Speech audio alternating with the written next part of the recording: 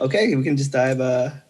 So, Catherine, how was your Valentine's Day? I heard you were part of a event today on BIGO. How'd that go? Yeah, it went great. I was part of a Valentine's Day auction. It's basically be mine. So whoever would gift me the most would win me for Valentine's, and that person is my Valentine. And for On those who don't know what BIGO is, it's a live streaming platform where users and hosts like Catherine can share live moments. Am I missing anything else regarding BIGO? no. So in terms of BIGO, how did you hear about it and learn about it? Okay, so it first start like when I first started BIGO, it was around like September, October-ish. So for September, I literally just explored the app because I didn't know what it was about. So my friend, my really good childhood friend of mine, her name's Yella. She knows these different type of apps, and she's like, hey, you know what? In order for you to expand your business, why don't you try BIGO? So I was like, okay. And then for me, I've never been a live streamer. I don't know how it works. So I just downloaded the app and explored the app. And then one day someone came to my stream, who's my talent manager, and asked me if I wanted to audition to become a host. And that's when she said, oh, by streaming online and this app, you can actually get paid. So that's how it started. And, ever since I've been on that app, I met amazing people, and I've learned, bits and pieces of how social media works for your business. So what kind of stuff do you do in terms of for your streamers and for those who are following you? So for my streamers, it's for entertainment use, right? So my way of how I stream with my viewers is I talk to them, have a conversation with them about different things. And I think it's important being that type of app is to just make new friends and just be yourself. And you'll just, know more about yourself, more about your viewers, and connecting with people, all over the world.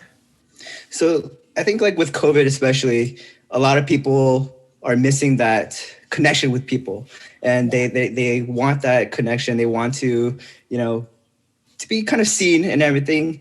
Have there been situations where it was kind of hard to engage with them, or did it just come naturally to you? So I actually have those days where, because for BIGO as a host, you need to have certain hours for the month in order to reach certain tiers or goals on the app, right? So when I'm drained because I have a full-time job, I come home from work and then I have to get my hours done. I do feel that there are times that I don't want to socialize. So I try myself, to have self-care where I tell myself, okay, you know what? I don't need to stream this much. So maybe because I'm tired. I don't want to be that person where I'm streaming and you're multitasking all the time and you're not really engaging with your viewers, And people like it when you have interesting conversations. And I want to be that bubbly Catherine when I go live, right? I don't want to be just sitting there doing nothing, or I'm on my phone or laptop while I'm streaming. So if you were to do a type of stream, right? How would you start off? What's the first line you'd say when you go live? I just want an idea because I want to do a simulation so we can understand what it's like to stream with Catherine. Because I think on BIGO you can also have multiple people on at the same time, so we could simulate that right now for the people listening, so they can understand what it's like to stream with you as Catherine, right? So what's the first line? So let's go. So usually as soon as people enter the app, I would say their name. So for example, hey Sam, hey Alex, how's it going? Welcome to my live. I ask them how their day is. What's up, guys? What have you guys been up to? And then that's when they say hi to me, and then they say, what have you been up to? And then I share my my day, and that's how it starts off with a conversation. People just like to chill on streams, which I find very entertaining because there are other hosts as well that I do visit who are my friends, where I just talk to them. Sometimes I go up on their video, or I just type when I talk to them. So Catherine, you seem very engaging and confident. Was it always like that, or was there kind of a time when you were young, you're like, hey, I'm a little too quiet. Maybe I should, be a little bit more outgoing or be a little bit more extroverted? it took time for myself to actually get comfortable on social media, putting myself out there as an entrepreneur and an influencer. So back then, I was kind of hesitant to do that because I was really afraid of what people would think. I was afraid to be judged. So for me, I just had to have that, mindset where, okay, you know what, if I'm just going to beat around the bush or I'm going to doubt myself, I wouldn't really know unless I try. So those kind of setbacks, it's like, it kind of makes you feel uncomfortable in a way. Like if you're uncomfortable with something, it means it's part of growth, right? And if you start accepting things where deal with certain situations, I think that's when you're ready to do certain things in your life. Define an uncomfortable situation, because I know we all have different levels of comfortability, or like levels of comfort. That's a word. Levels of comfort. That's a real word. That we want to have in our lives. But then how do you break that barrier to be uncomfortable? What do you tell yourself? Like, what do you tell the thoughts going through your brain when you don't want to do something that makes you uncomfortable? So there are different scenarios, like, circumstances where like I have like days where I self-reflect and I think of the worst case scenario when it comes to certain situations, right? But the thing is, I always tell myself, okay, if I don't do this, I'll never know, like I should have that mindset where, at the end, people will judge you and people will say things about you. But at the same time, I think it's important to focus on people who would make you feel more confident and more secured in a way that they give you that positive energy to actually feel comfortable in an uncomfortable situation. So I really am like, sorry. No, you're good. Oh, no, I was just saying that like I'm actually thankful that, I have family, friends who've been so supportive with me through this journey when I decided to become an entrepreneur. I guess people are even surprised. Since when did you start your own business, or since when did you stream a lot, Since when were you putting yourself out there on Instagram? So sometimes when people start to succeed in life, right? Yeah. People might come and talk to you because they want something from you because you're at a certain level of your life and they're not. Do you always think that people that have to like reach out, especially when you referenced earlier, like, hey, I didn't know when you started your own business, like when you've been streaming, all that stuff, right? Yeah. Do you think that it comes from a place of pure support, or do you think some people always want something from you? So when I think about that, I will always go down to this core where I tell myself, I trust my intuition. I trust my intuition if someone has good intentions towards me, or I can feel that this person's using me. And I'm not like right now, I don't think I made it big yet or ever will, because you will. I believe in you. Thank you, Jonathan. Yeah, like there are times when I think that if one day, I really become successful in that aspect of my life, I will always remember the ones who were there for me, who were supportive of me in the very, very, very beginning. At the end of the day, it's like you would know who's there for you through good days and bad days, right? Right. So I like, for example, on BIGO, it's, of course I have like, when I engage with my viewers, I want to have a bubbly personality. I love to talk to them. But at the same time, I told myself, no, I also need to show them my vulnerable side, that I do have my bad days. And that's what I know. These are like genuine supporters, genuine friends who like, who are concerned about your feelings. And in that case, like I would never forget the ones who've supported me in the very beginning of my journey.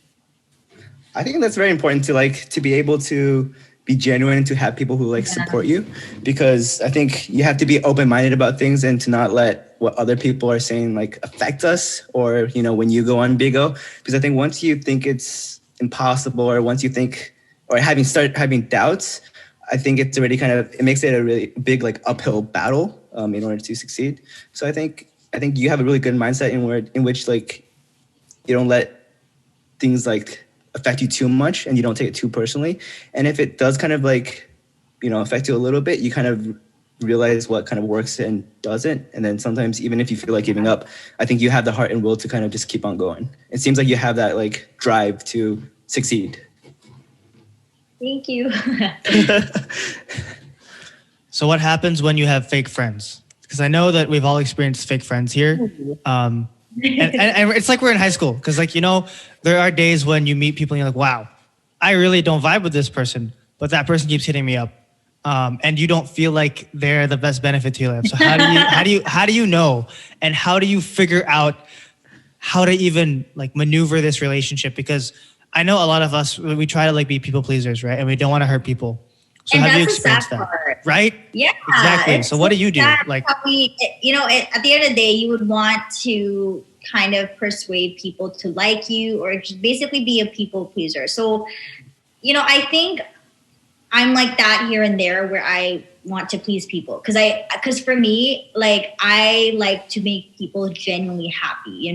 It's not because I'm trying to prove a point, but more like, you know what, I'm doing this because I want you to be happy. That's when I know I care about someone. And when it comes to fake friends, I think it's an experience for everybody, where if you're going through something, they wouldn't understand. I have friends now that I'm so grateful that when I'm going through something, they understand when I need that space. They don't make me feel guilty in a way like, oh, you haven't spoken to me for 2 or 3 days, I'm mad at you, and some people are like that. They're kind of petty. I did have friends that I've lost, but at the same time I told myself, you know what, it's actually a lesson that, I encountered that friend. so what was the biggest lesson? Well, for me, okay, let's be real here. We're adults, we're human beings, we like to gossip here and there. But this ain't high school. I'm so sorry. Like, not to have any beef with anybody. Like, I do talk to my close friends about people, but it's not something where like it's an ongoing topic. It's just like, hey, do you know so and so did this? Period. That's it. And then we talk about more of our goals, more of the good things that are happening in our life, right? But if I feel that a constant friend would just keep complaining about another person and putting that person down, and all they want to hear is gossip about several people, that's what I know that it's a toxic friendship. And I don't like that. So you kind of mentioned about like goals and everything. What do you have any plans on what to do with the community that you have built around BIGO? So at the end of the day, I think the reason why I'm on BIGO is because I'm a host, as well as me, venturing out, meeting different people, making new friends. I think it's something where I want to build a community where you can be yourself. Like, I want people to know that it's okay to be upset, and there are days that are happy. And that's so important, building that good relationship with your viewers, that, at the end of the day, you have, like, you care about them, like, for example, like I had a viewer like 2 or 3 days ago. He told me, Katherine, I'm feeling bad because my girlfriend broke up with me. And I said, okay, why? Why did she break up with you? Oh, because what's this? He's like, oh, because she likes someone else. And I'm like, you know what? Think of it as a blessing, because you don't want to waste your time with somebody who's not investing in you. And it really, like, gave him that insight. You're right. And then other people in the comments down below were saying, yeah, it's not your loss, it's her loss. Like, if she mistreated you, then there's no point of being in the relationship. You're wasting your time. So yeah, like, giving advice here and there to people because you care about them, it kind of changes their perspective about negative situations that you can kind of turn it around, Oh, you want me to say something? Okay. So, like, it's like awkward. I was waiting for Johnson to follow up on that, and I was like, no, it's fine. I was like, is Gio's gonna say something? I want to say this. I was looking at his screen, and he was looking at my screen, and I was like, oh, he definitely wants me to say something right now. But I do have a follow up to that story, though. I definitely do. And so when that viewer was asking for advice and asking for, help. He wanted help, right? And what's the word? And advice. That's like a way of you engaging with your audience, right? But are there other ways you've engaged with your audience, like outside of BIGO? I'm just curious, because I feel like you're building a community around you as the personality of Katherine Raagas. And there's more than just, it's going to be more than just BIGO eventually, right? So do you have any plans on like what can happen in the future once you like really, build the following or anything like that, So in the near future, I'm still venturing out, my plans online. As of right now, I want to do things that I'm passionate about. So besides BIGO, me talking to my viewers, I love fashion. I love health and beauty. So this is why I'm part of a marketing company, which is called Atomy. And it's basically like a fun way to promote certain products that you like and actually earn money from it. So I actually want to focus on that as well so that I can help other people who would be interested to become young entrepreneurs. So if you had to describe the debate in your head, spending more time, like whether it's like on BIGO or on YouTube or, on Atomy, how would you describe it? Like what made you like, all right, because I work full time, as an educator, how do you divvy up your time to these different kind of hobbies and interests that you want to kind of explore? So I'm not going to lie. Like last week, I did have a burnout with everything. Imagine working a full-time job, handling Atomy, and I haven't been working on YouTube, and I've been doing a lot of BIGO. And aside these side hustles, I have personal things that I deal with, right? When that happens, that's when I tell myself, okay, something's off balance. I think I have to go back to a certain routine and have better time management so that I can get back to alignment of what I'm supposed to be doing. So then what's the latest you sleep? Because I feel like there are a lot of things you do. So how do you create the balance? What's your routine? How do you even figure out what goes first, right? Yeah. Okay, so when I work from Monday to Friday, it's either I'm opening, mid-shift, or closing, right? I have a closing shift.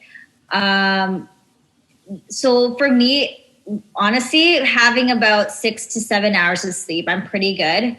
But before going to bed, I would usually sleep around 11 p.m., depending on what I'm doing. And I count like, okay, at least I have this time like of sleep. So, and then that's when I put my alarm on. And then when I get up, I always have the same routine where I don't eat breakfast. I just drink coffee and then I eat brunch around 11:30 at work. And so when you're done with your day, right? How long is your day usually at your teaching? Is it like, what are the hours like? So it varies. So sometimes it's 7:30 to 4 or like 8:30 to 5. So it varies. Ooh. What's like the worst thing that happened to you while you were like teaching or on these different shifts? Like or it could be good things too. Like maybe something like good things that happened while you were teaching kids. Did a kid make you cry out of like happiness or something? Oh, wow. I love these kids. So I work with preschoolers, and what I love about them, they're very smart. They're very bubbly. And as soon as I enter the classroom, they say, Katherine! And then they like hug my leg, and like it makes my morning, like, and I say how they're doing, so-and-so. What have you been doing today? How was your weekend? I like having conversations with these kids. And it's one of the highlights of my day where, especially when I'm away, it's like it brings me joy when a kid would ask a teacher where I am and when I'm coming back, because it's like they look forward to seeing you, and it feels good that you're doing your job right and you're fulfilling them, in a way that makes them happy.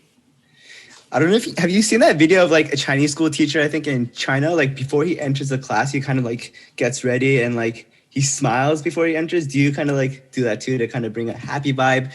Even if I know you said earlier, like you kind of had a burnout last week, do you kind of like prepare yourself like, all right, I gotta, teach these kids. I want to come off as very, happy, because if they see me in a kind of not really negative, but just kind of sad way, it might affect their studies. Do you kind of like prepare yourself before you like enter the room and see these kids? Yeah, so I can't show that I'm sad because it'll make them sad. Honestly, I feel like the teachers in the room gives the energy of the classroom environment. So I think even if I have personal problems at home or anywhere else, as soon as I enter that room, I try to show that happy smile, happy face. And the beauty of me being at work, being with children, I forget my problems. I forget my personal problems because I'm actually focused on them. And it's like a little escape for me. This is why, I enjoy my job and I love kids. So growing up, like I heard from Gio, he told me that you interned and lived at his place for a couple of months.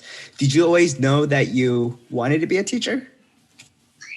Yeah, I actually did. And you know what? That was a really great experience for me to take that internship. Although I did not get the position I wanted in that school where Gio went to, I was sad. But at the end of the day, I learned a lot from that internship, that short period of time. How long was it again? And it was 3 months. Okay. And also it's their loss. It's okay. You're better off now than you were. I was really sad. I really cried when I got rejected. And I just felt like, I was a failure, at that time. And, for me, I used to be so miserable that but when I look at it now, I'm just like, you know what? At least I'm here in Canada, and with everything that's been happening with this pandemic, and that I'm so grateful that I'm working in one of the best companies in Canada. So for me, it's more of like a bonus for me to gain that experience that I can apply my knowledge here now and think of it as a blessing in disguise. Yeah, I was going to ask, from that rejection, what did you learn? And how did you get over that rejection? Because I think for me personally, I would probably be kind of sad for a few days. And then eventually I'll be like, all right, you know what? It's their loss. Now we got to keep on moving forward. How did you get over it? What did you learn from it? So when I found out that another person got that position for that 1 year internship, I was really sad. I think it took me for a couple of months to get over it. But what taught me was, I think the reason why I didn't get that is because I didn't have the license to teach. And I had to go back to school for that. So that failure taught me, you know what? I think it's time. I think it's time to go back to school again to get my license to teach. And it pushed me, because I think without that experience taught me, for example, if I got that internship, but I don't have that teaching experience, I think I would have not have that experience where I would feel like I don't know what I'm doing in my job. I feel like when I came back to school, I'm like, oh, thank God I went back to school, because I didn't know about this. I didn't know this about children. I don't know how lesson plans work and everything. So imagine me accepting that position and I was thrown into that role and I had no idea what I was doing. I think now when I think about it in the long run, I told myself, you know what? It's a good thing that happened. At least now I know I have the background of education to actually apply it here at work in Canada. What are some of your plans for education? Do you want to keep on staying in the field, or are you thinking of maybe becoming a full-on influencer? So for me, that was my. I felt stagnant. So I told you guys last week, right? I had a burnout, and being an ECE is very draining. It's fun working with children, but at the same time, you also want to do your own thing, right? But I think it's because we see these people online and you're so inspired to be a full-time entrepreneur, influencer online. But I feel like I need to have that stability first with my full-time job and actually work my way up in my career where I want to become a supervisor one day. And I think I'm just thinking of, me being an influencer online or entrepreneur online. It's more like a side hustle that will eventually become more of my main income eventually, 5 years down the road. Right. So they're levels that you want to hit. So you're at level 3 right now. And then when you hit level 10, which is full time, you'll know that it's time to move on from maybe teaching and go into full on social media entrepreneurship, building a business on the side that has to level up. Right. So then there's supervising job, right? Once you hit that level and you're stable, are you just looking to throw all your savings into a bank account and then live off those and then transition into a full on social media entrepreneurship type thing? Or is that Like, is that realistic to say like that's what you would like to do? So, Gio, I think it runs in the family. I think, you know what? We're so thankful. I'm so grateful to have, our parents, especially your parents too, where they taught us the value of money when it comes to investing in properties in the long run. So growing up, like I would see your dad, I would see your mom, my parents, investing in properties in the Philippines and here as well. So I told myself, you know what?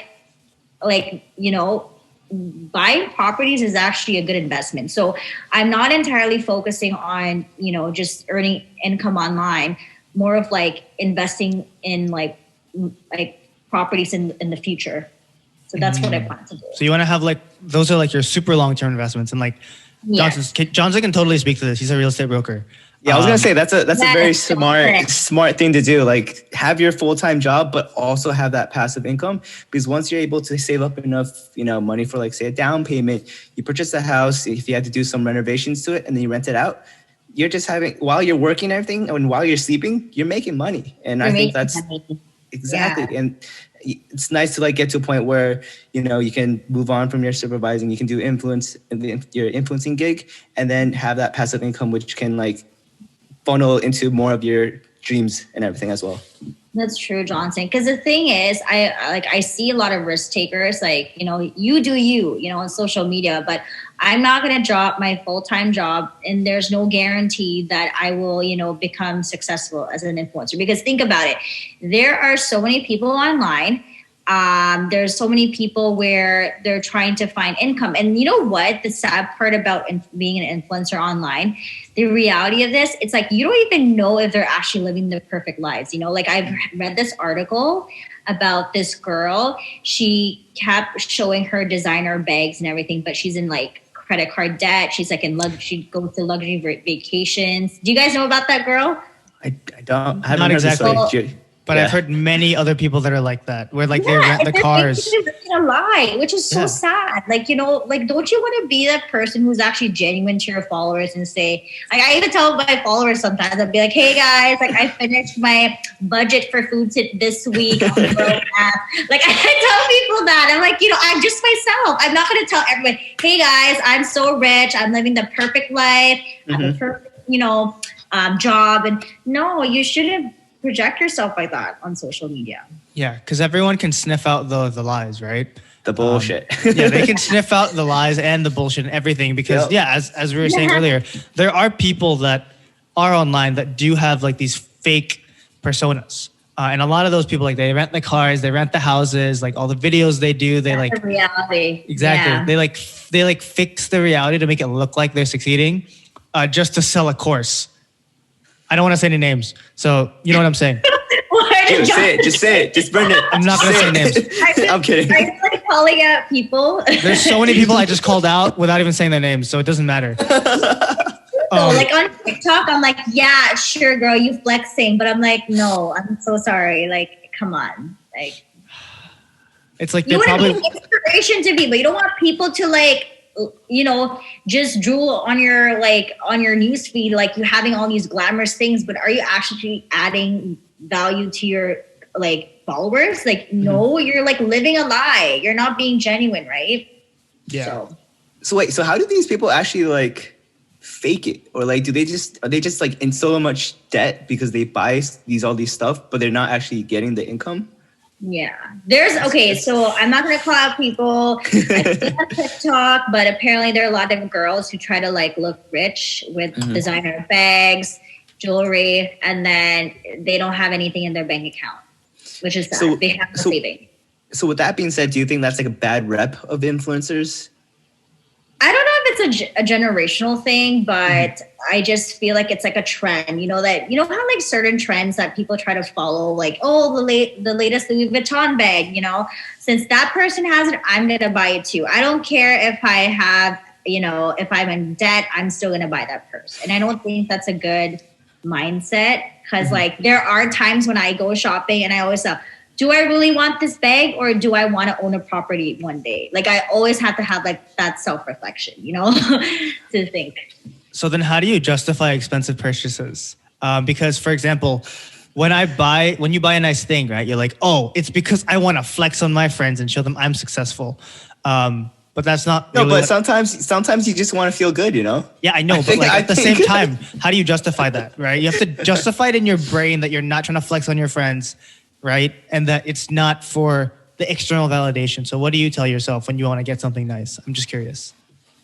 Okay, I'm not gonna lie. I do like nice things, but at the same time, yeah, Gio knows. You're calling it out right now. I'm calling it out.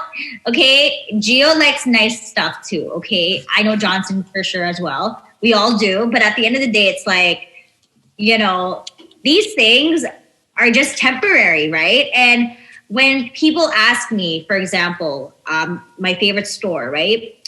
Oh, how do you get so many clothes from that store? And I tell them, guys, I got it on discount. Like, because I have a friend who's a manager there who gave me the discount. That's why I can buy it, right? Or, you know, stuff like that. And you know what? I think it's really important to just build connections, not because you want to get discounts or whatever, because you have no idea who you'll ever meet one day. Like, you would know, like, you're just being friends with them, and then all of a sudden you don't know they're owner of like a golf course or something like that, and they invite you over.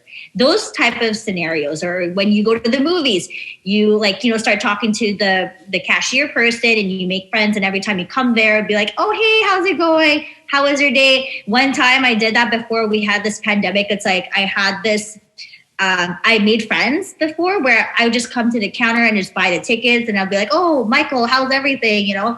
And then one day he just gave me free passes. Hey, No, connections. like, no, thank you. Yeah, like scenarios. And I get free food too. Like, it's because I don't expect, you know, it just comes to me because I think if you're genuine to people and you're nice, you're going to just get blessings, you know, it just flow to you, you know, that's how I think about it. So. No, I think I totally believe in karma. It's like if you do good things, if your 100%. actions are genuine and like, you know, you're not trying to get something out of everything, because I feel like some people think like a relationship, you have to get something. You don't. It's just, sometimes it's just you genuinely care about the other person and you just want to see them, you know, Happy. do well. Be happy. Yeah. Exactly. Yeah. Right, Yeah, Gio? yeah, no, there are a lot of people that, well, you know, of course, man, you have to be genuine. You have to help everyone. Everyone's here to help each other. Right now, who are listening to this right now are not offended. Like, If they were, they'd be like, these people just trying to manipulate me, being nice to me. I'm like, no, we're just trying to like actually talk to you. guys, we're just setting facts here, you know, the reality. Exactly. And it's like, we're not going to have like perfect content of like perfect lives. Yeah, that's the reality. No one is perfect. And like you were saying, a lot of influencers are faking their lives on the internet and on Instagram and on everything, right? It's all over YouTube, it's all over Facebook. And just to have the knowledge to know that social media isn't reality is a very big lesson. I think that we've grasped right now, right? Is that the picture you see on the Instagram, on Facebook, and on TikTok, these aren't real. It's not real per se, because it's like the best you that you have to put out there, right? Like, for example, for like this video, I had to like put a good shirt on. I can't wear a tank top and the headset and my glasses. I have to like actually put something on to make me look presentable. Yeah, look presentable. Exactly. Yeah. Like we all look really good right now. And you also just came from your hosting, which is why you look really good too. Yeah, that's why I look too good. Yeah, exactly. Yeah. So there are always like these like realities we kind of have to like pitch, but then making sure your audience knows that, hey guys, this isn't always who I am, but this is the best I can give you. I think that's what's helped you grow, right? Because you're genuine and you're real. So along with being the lines of being genuine to your followers and everything, if there is someone per se like our listener or viewer, what is some tips that you would want to give someone who's thinking about becoming an influencer, who wants to have more of a bigger presence on social media, influencing like the public, not just like their friends? I think it's important to have that mindset that you have to be mentally, emotionally, and physically prepared for how do I say this? For a position like that in your life where you are a social media influencer or a public figure, is to just, you know, try to build that confidence, because you know what, I'm still working on my confidence, because there are times I do feel anxious. I'm not good in public speaking, but at the same time I told myself, you know what, practice will help me, and if I'm consistent streaming every single day online, I'll have more of that confidence and of me being more comfortable to talk to my viewers. And that's how like I kind of adapted to that mindset that, hey, you know what? This is just a day me talking to a bunch of people, but there are times I still get nervous.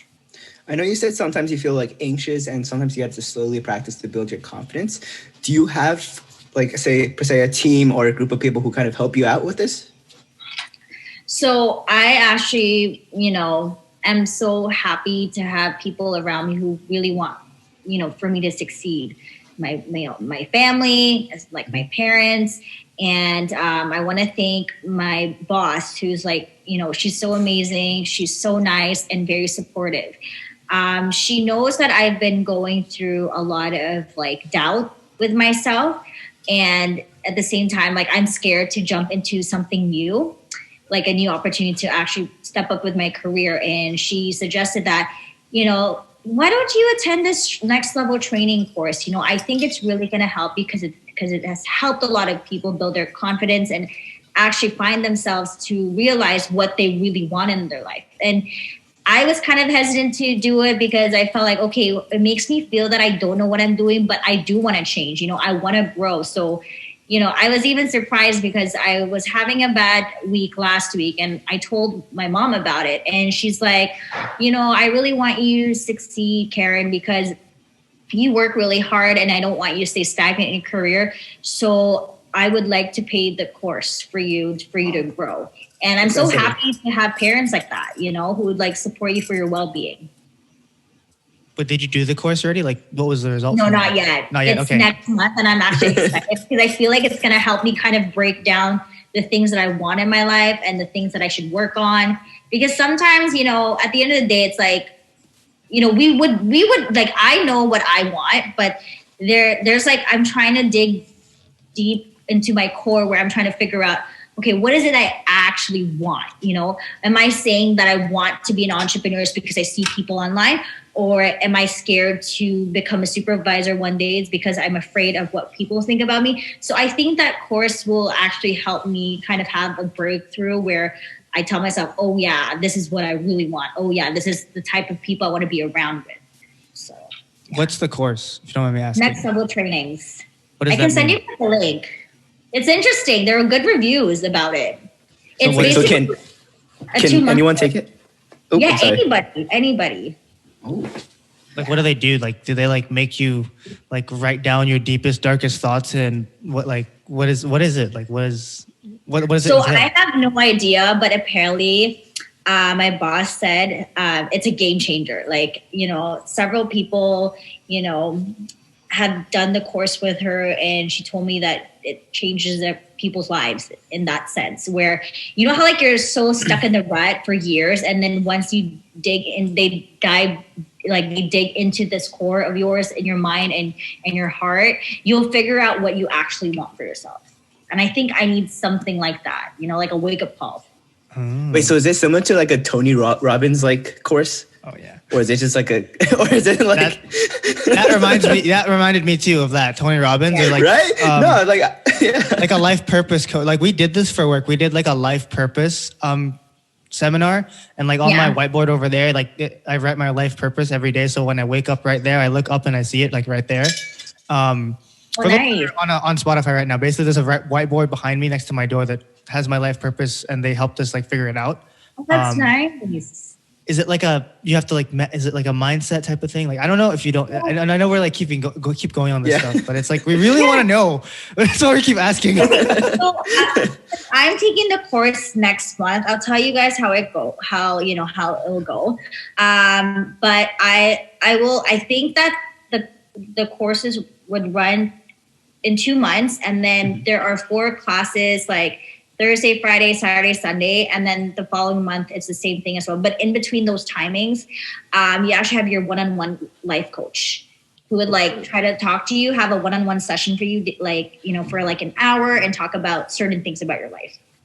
Oh, it sounds like Anna, like what Anna did. Yeah, manifestation coach. One of our past guests was a manifestation and life coach, and she Nice. taught us a lot about like thinking and manifesting in your life to make it come true, i.e., the whiteboard on my wall. So hopefully you learn something from that, and you learn something new, and then you can teach that to the rest of the people in your life, and you're able to like actually like get out of that like rut that you said that you had like last week, and like you don't have to have that happen like more and more. But that reminds me of, you know, journaling. Like, do you have a journal that you keep and you like write down things and things like that? I do, but I kind of like, you know, so like I think journaling helps a lot where I used to have a lot of anxieties and everything. And when I'm having like a bad day, I just express my emotions by writing it down.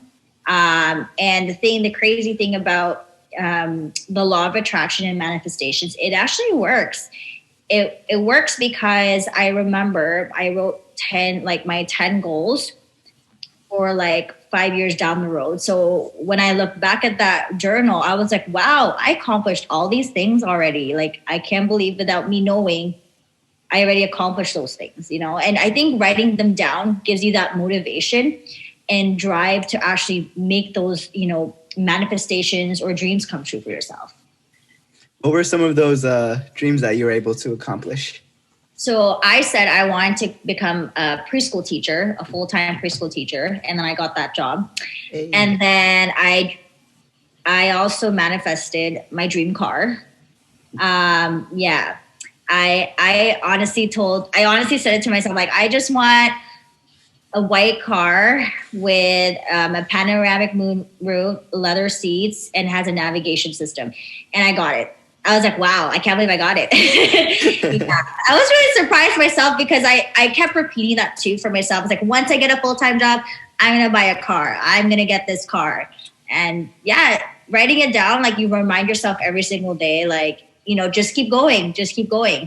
And going to different countries, you know, I wanted to go to the Philippines. I wanted to go to Europe, you know, and writing it down. Honestly, guys, I cannot wait for this pandemic to end so that we can like just travel around. It really helps. Yeah, you gotta come visit New York City once. 100%. The pandemic is a little bit better. You guys. Yeah, I don't remember the last time I saw you, so we'll see. Gee, has it been 2 years? 2 or 3 years? I think it's been 3 years. I remember visiting you in New York 3 years ago. No, that's 4 now. 2017. So it's been a long time. And so this like begs the question too. It's like, you have like bonds with people that you meet in your life, right? And then I know we talked about this before, Johnson. It's like, you have like unbreakable bonds with these people in your lives that you just see them and it's almost like you just saw them yesterday. What do you think builds that? Like, I'm curious because we are trying to figure out life too. You're trying to figure out life. And we talked about fake friends earlier, but how do you define your like real friends? So if I can like give that definition when it comes to real friends, I think if you guys have that trust and that communication, that no matter what, you know, your friendship will last a lifetime, you know. And growing up, I have accepted the fact that people come and go. It's either they're a lesson or a blessing. And, you know, sometimes when things don't work out between you and that person, you know, I guess it's just a sign saying there are better people out there that you can be compatible with or you can be friends with. And you're saying lesson, you're saying that people can be either a lesson or a blessing, right? Yeah. And that means that you just basically take the bad things that have happened or the bad friendships and those have become a lesson. Lessons to you. To not do those things again, or like to not repeat the mistakes that happened, right? Damn, that's a really good way to put it. That should be in a book. You got a quarter on that. We got a quarter. You're either a lesson or a blessing in my life. Like that's such a good thing. Like, there are people in your life where, when I'm going through something and then they're there for me, I'm like, wow, you guys are. I'm so grateful, you know. And I believe that positive energy is equal to positive energy. If you're negative, you're negative, right? And I feel that sometimes you would know a person's toxic in your life if they're not adding value to you and they bring you down in a way that makes you feel miserable about yourself. You know, I've had like, you know, this friend of mine who would like say things about other people and that person's not doing anything. And I'm like thinking, yo, don't you have your own life to live? Instead of criticizing people or putting people down, focus on yourself. Like, there's no time to like make people feel bad just because you got nothing else interesting in your life, right? Yeah, I think a lot of people like hide behind their screens these days. Like, for example, me and Gio, like our second episode or third episode, someone called us like Warcraft nerds, and we were just like, all right, okay, like we can take that. Well, bye. Yeah, no, bye, Felicia. You know, just move on and keep on going. I'm not gonna waste my energy on you. Exactly. But you know, I'm not like I do have feelings, right? Where I do feel bad when someone calls me ugly or I'm a loser, and I'm just like, okay, well, bye, and I just kick, and then my admins just kick them out. But after I end my live, I'm like thinking, oh my gosh, somebody called me ugly today. Yeah, I was gonna say like if someone does do that, like, do you kick them out, or I think you just mentioned like you have admins who just automatically kicks them out. Oh, yeah. Cool. Yeah. Do you pay the admins? Do you pay them? They volunteer, or I ask them if they want to be my admin. So I usually have 8 to 9 admins. So whoever's online are my admins. So they basically kick out the ones who are disrespectful. They call me pet names. I don't want to be called pet names. Yeah, people. Wait, like what kind of pet names? What's a pet name? Yeah, what's a pet name? I'm annoyed when guys message, "Hey there, baby." I'm like, you're not my baby. Like, why are you calling me baby? And I tell them like, I'm not, you know, I don't have an OnlyFans, so I don't think you should call me baby. Oh my God. I don't know. Like, you do you, because honestly, for some girls, it's fine. They don't mind being called baby. Let them be, right? But like for me, I get so uncomfortable when a guy calls me baby or babe or honey. It's just like, you're not my boyfriend. Don't call me that. My guy friends respect me. They don't say that to me. Mm-hmm. That's super like beta. Yeah. Yeah. Take that. I don't know how else to put that. Yeah, Johnson knows how I feel about that type of stuff. So it's like very much like there's no, where is your respect coming from? If you can't give the respect out properly, right? Exactly. That's the thing. Like for girls, I have nothing against that. Okay, girls, you do you. But for me personally, I don't like to be called babe when you're not my significant other. I'm so sorry. So talking about significant other, what do you think about, you know, dating? What's your perspective on female dating? Female dating, like how? Finding the right person or being with that person? I guess like to you, what do you look for? Oh, and also, do you think it's easier for women to find partners, or is it easier for men to find partners? I think it's easier for women to find partners because like the woman usually makes the decision most of the time. Oh, shit. Gender bias there. I'm just saying based on like what I've been seeing in the dating scene of how things work, you know. Because a girl has the upper hand where they say, okay, well, I'm sorry, I'm not interested. And they stop flirting with you or they stop courting you, right? So it's okay. That happened to me recently. I got ghosted, so. It's okay, Johnson. It's not your loss. It's never fully your fault. Not cool. Okay? It's not fully my fault. It's not cool. Yeah, no, it wasn't cool. But it's like talk to the person. I know. It's very much like a learning experience for everyone, right? Because you have to like figure out what you want in a partner and what they want. And like being able to figure out if you're on the same page with things, right? And so that like begs the question because, you know, you're a teacher, you're also a streaming host, and you're also, you know, you also like do other things too. How do you make sure that like you're on the same page with your partner and stuff like that? Like, do you have like a set like goal in mind that happens when you do start dating someone or when you do have a significant other? Like, how do you end up on the same page? Like, do you have a template for that? Because you're going to be doing a lot of things, right? And it might get in the way. That's true. Well, from my dating experience, like I've had to learn the hard way because I've been hurt before. I think we all did. We've been hurt by, our significant others. And, that lesson should tell you, okay, you need to love yourself more. And for me, self-love is so important. And sometimes when you're out of alignment where you don't really love yourself, that's when you kind of give most of your time and energy towards your partner. And codependency is not good. So when usually if I'm actually interested in somebody, I already set my expectations. I'm not going to beat around the bush and say, oh yeah, you like that, I like that too. No, I'll be like, no, like I think my time is valuable. I'm looking for a serious relationship. If you're not up for it, then bye. Don't waste my time. It's better to be direct in the very beginning, because if you're not direct in the very beginning, in the long run, it's going to backfire at you. So essentially, like, communication is very, very important when you're in a relationship or when you're starting to like get to know someone. Just lay it out all in the beginning, and that's true. That should be the smart thing to do. Do you think that being a host on BIGO has helped you in other aspects of your life? Yes, it has helped me in a way to network, support other hosts as well. And I think the thing about BIGO, in order for you to earn income, is you having that like good support, a good amount of people who would help you earn certain tiers, which is like beans. So beans is based on like, if people send you gifts, you earn more as a host. It's like, I think it's kind of like Twitch or like a subscription when it comes to that sense. But I think that's important.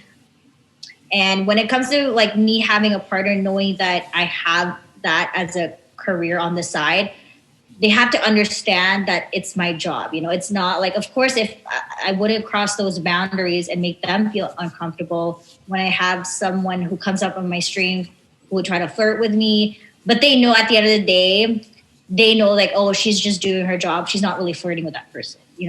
My partner needs to trust me. And so do you think that because you've been doing BIGO for like a good period of time now, right? Yeah. You've changed a lot as a person, and it's like helped you grow in like different aspects besides just networking. Like, do you think that you, without BIGO, would have been as successful as you are now?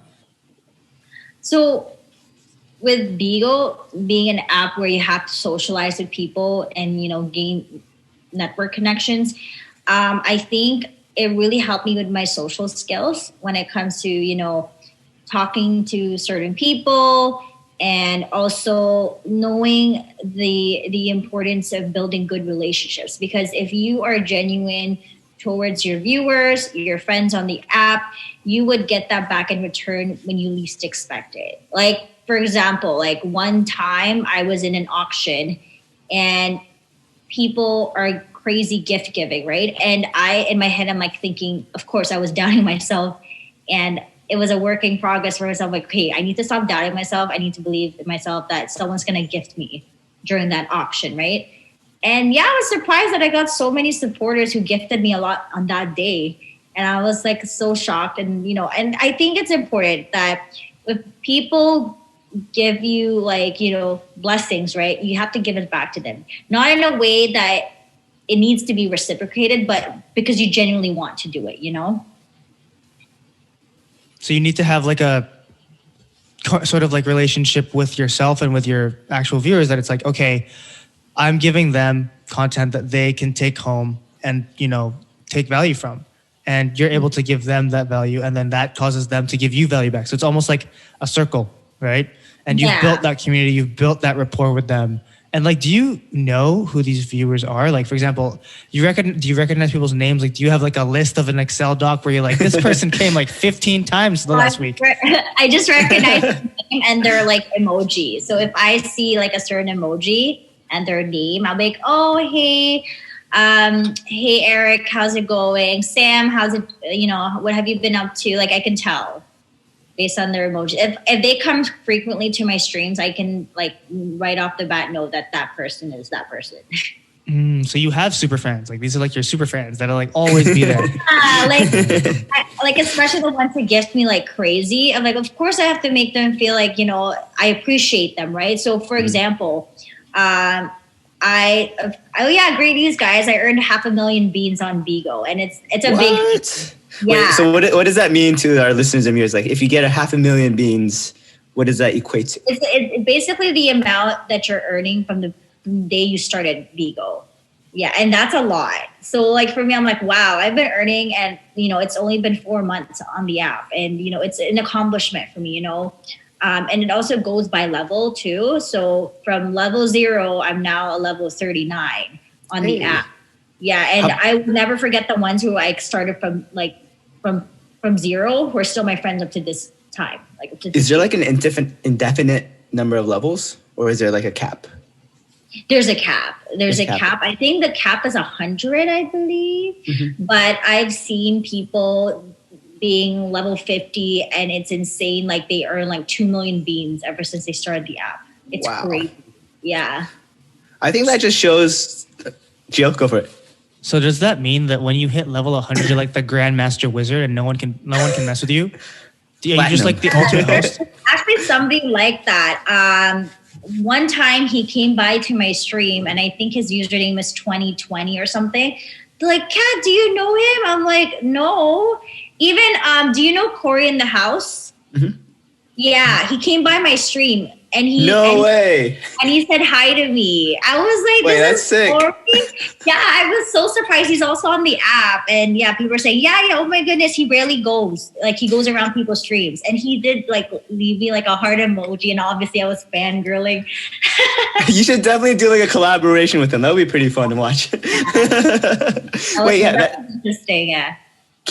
Is there a way, like, besides, like, I know you said you did like the auction, is there other ways where you can kind of do like duets or can collab with different hosts at the same time? Oh yeah, so they're basically called PK events. So how it works is one family, you have your own family. So my family is Aura, and my agency is Big Top Agency. So how it works is that BIGO schedules you with another opponent from another family, and you do a PK together. So basically, whoever wins the most gifts gets like Katherine, an incentive. What's a PK? It's like a knockout. Like, I think that's what you call it. Mm-hmm. It's like I don't know how to explain, but it's called a PK event. So basically, this is you on this side, and then the other side is your opponent. And the way it works, that whoever gives you the most, they get more points, right? And it's equivalent to beans. Mm-hmm. Like, they send you diamonds, and it turns into beans, and that's how you earn money on the app. And these beans and diamonds and these gifts, they have to be monetary, right? It's not like they can earn these by just being on the app. They have to like pay for these, right? Yeah. So they actually, there are supporters that do like recharge their diamonds and like in the app with their own money, because they genuinely just want to support people. And there's some hosts that whatever receivings they have, they can convert their beans to diamonds to send out to other people. Yeah. Gio, you should start going on BIGO, dude. You guys should do that. If you guys want me to help you, you guys can earn good money. I'm not even joking. Oh yeah, no. I can't really tell you my salary. I will tell you guys. I'll tell you guys after we end this podcast. She has the inside scoop, dude. Hey, we're gonna. But there's a lot of things that like we've talked about today. So, all in all, like, what's like the biggest lesson that you learned from BIGO though? Because I know you said social skills. I know you said that it's also like networking. But like, if you were to basically say to someone new, it's like, hey, if you join BIGO, you will have the biggest benefit of something. Like, what's that biggest benefit to you?